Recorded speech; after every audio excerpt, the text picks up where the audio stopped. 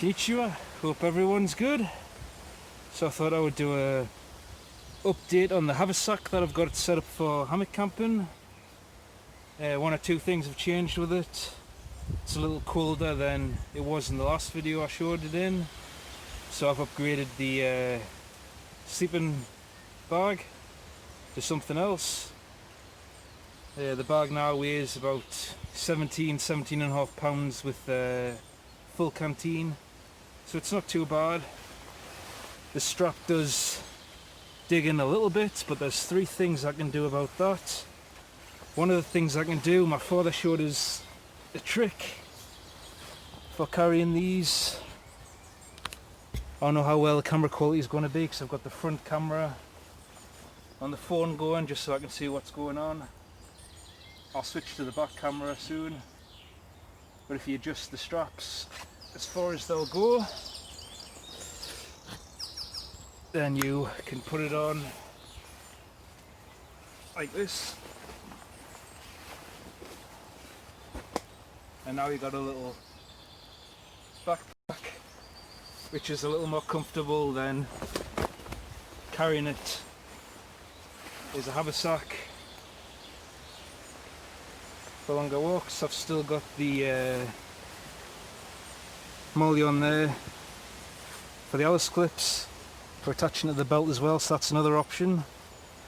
Another option I can do is I'm going to maybe make a Roycroft A-frame,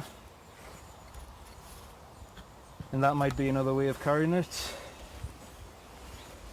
So that's all I can really do besides switching out to a full-on backpack. But anyway, we'll get into the bag now. So on top, like I say, I've changed the sleeping bag for a wool blanket, and I picked this just because it's a lot warmer than the jungle bag that I had. It's a little heavier, but it's lighter than the Arctic bag and a hell of a lot less bulky. There's no way I would carry this on a haversack, so I went with this because it's the best out of the three options that I've got. The other option being the Coleman, which was a lot more wider than this. It was a bigger diameter, so I just went for this.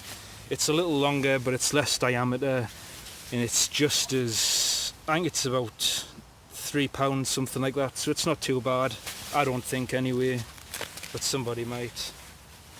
But this is an old one.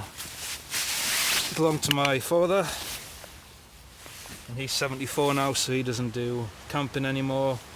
And I've also got the handle for the tomahawk in the same bag that I carried the blanket in. So this is an awesome blanket. Unfortunately, I don't think the company exists anymore, but it's made in Holland. I think this one's I'm not sure if 1952 was when this one was made or not. I thought this was made in the 70s or 80s, but it's made by a Dutch company, and it's moth proof. It's a very nice warm blanket. Awesome. Nothing I can really say on it, it's a wool blanket. So the bag itself is still the Romanian haversack.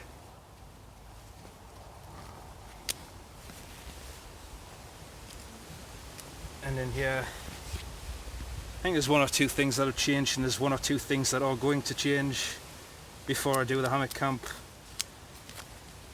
So I've still got the first aid kit. I can't see what you can see because I've switched to the other camera. But anyway, got gloves. Got some birch bark. I'm going to start doing more flint and steel fires. Some number 36 bank line with some number 12 stuffed in there.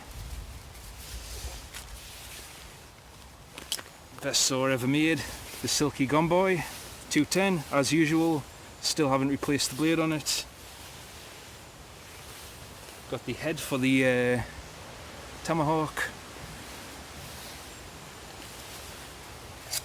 got the flint and steel kit itself. So I just got some chalk cloth on the bottom and on the inside I've sealed it with electrical tape. I just got a piece of flint, the striker, more chalk cloth and some extra denim, and that's all that's in there. Got some Grandpa Soap Company, I think it is. It's a pine tar soap I got from Ramier's site.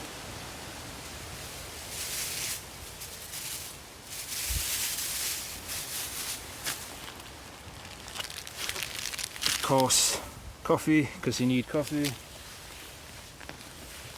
Obviously the top and the hammock. I managed to get the hammock a lot more compact just by binding it in some bank line, so it fits in there a lot easier and takes up less space. This is one of the things that I'm going to change. I got it from Grimfrost, sorry. They're handmade in Gothenburg, Sweden, and it's a Viking Eden pick, which is pretty cool.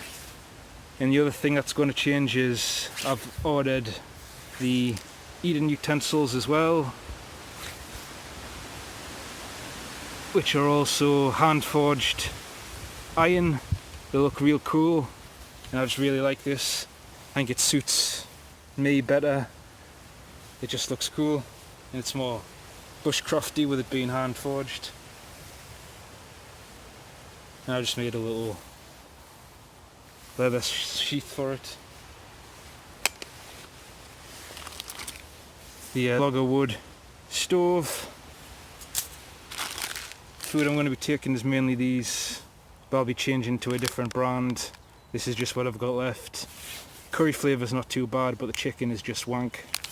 So hopefully we get in the kimchi's soon. Toilet paper is obviously a must. And then here is still my favourite mess kit.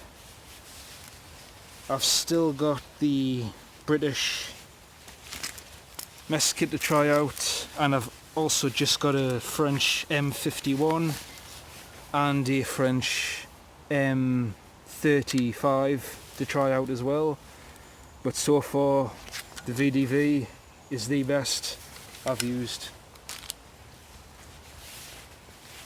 And for now I've got the Bundeswehr utensil set, but like I say, I'm going to be changing this for the hand forged Viking set.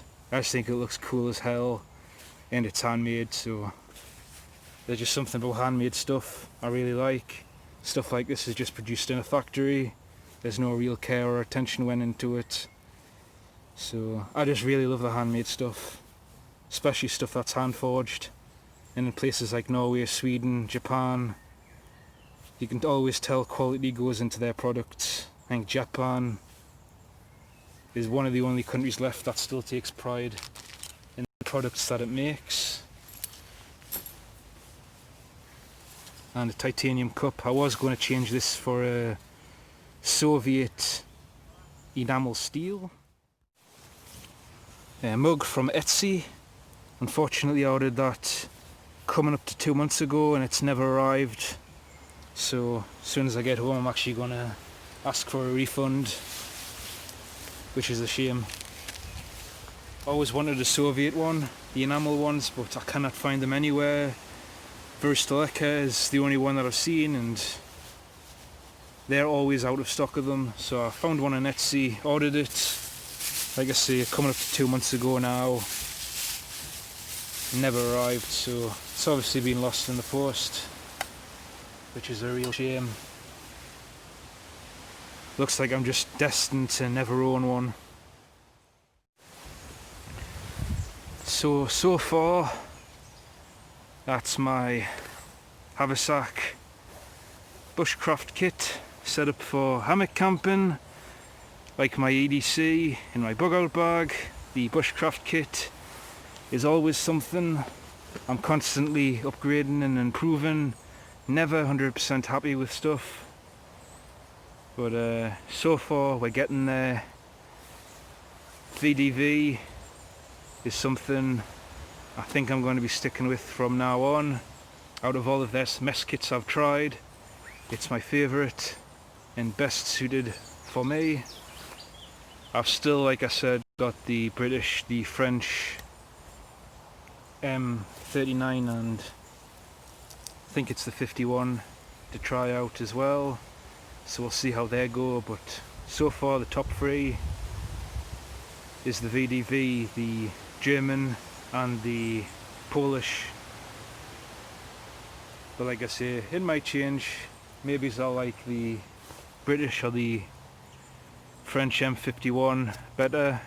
It's a completely different style to what I'm used to. I've always preferred the kidney style ones, so that's what I've stuck with. But we'll see when I get that.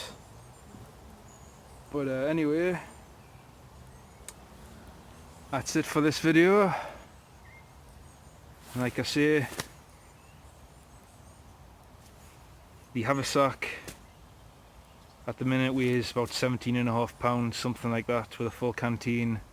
It does cut in a little bit, so three options are: I can either take one of the shoulder pads off of the East German combat pack and stick it on that, which will fit and it'll improve the comfort a lot, or I can do it the way my father showed us, which is the backpack trick, or I can make a Roycroft frame for it, which will also be a good option. Plus I've also got the frame for more versatility as well, for gathering firewood and whatnot. So there's a few options with this. Don't have to just carry it as a haversack. Or the fourth option, like I say, I can just get a backpack. I've got plenty of those things lying around. But I did say I was going to do a hammock camp with the haversack, so I'll stick with that for now. But lots of options, lots of things to try out, and never 100% happy with it. Anyway, I'll stop rambling on. I keep on repeating myself, so thanks for watching.